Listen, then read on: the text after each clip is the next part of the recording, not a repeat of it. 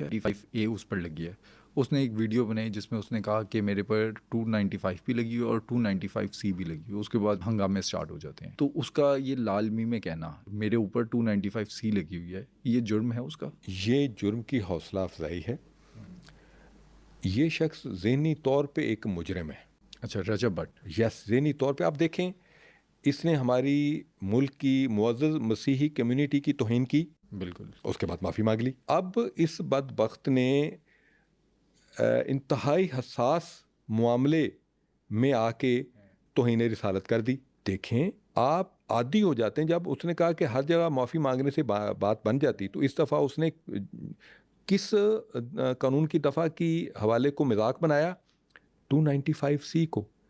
295C तौहीन रिसालत को deal करती है। तौहीन रिसालत के हवाले से आपको पता है पाकिस्तानी कौम बहुत हसास है। उस पर फिर कौम की तरफ से ज़बरदस्त रिएक्शन आया।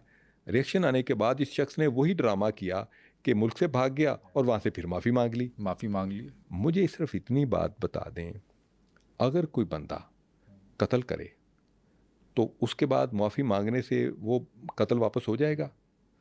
अगर कोई बंदा चोरी करे, डाका डाले और उसके बाद माफ़ी मांग ले और कहे जी मैं अपना माल वापस करता हूँ, तो क्या उसका वो क्राइम ख़त्म हो जाएगा? नहीं। बट सब जो क्राइम है ये इरिवर्सिबल प्रोसेस है।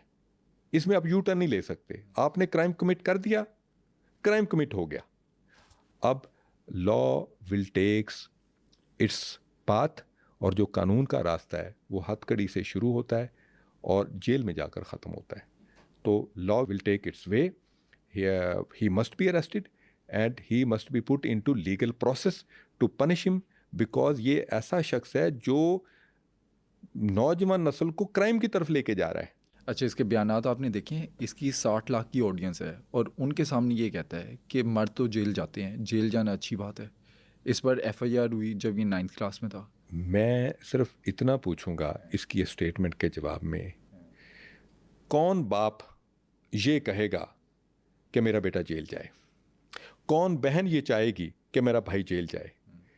जेल में मर्द नहीं जाते, जेल में मुजरिम जाते हैं, आउटलॉज जाते हैं, कानून को तोड़ने वाले जाते हैं। और आप कभी देखें जो जेल में जाते हैं पीछे उनके ख़ानदान तबाह हो जाते हैं।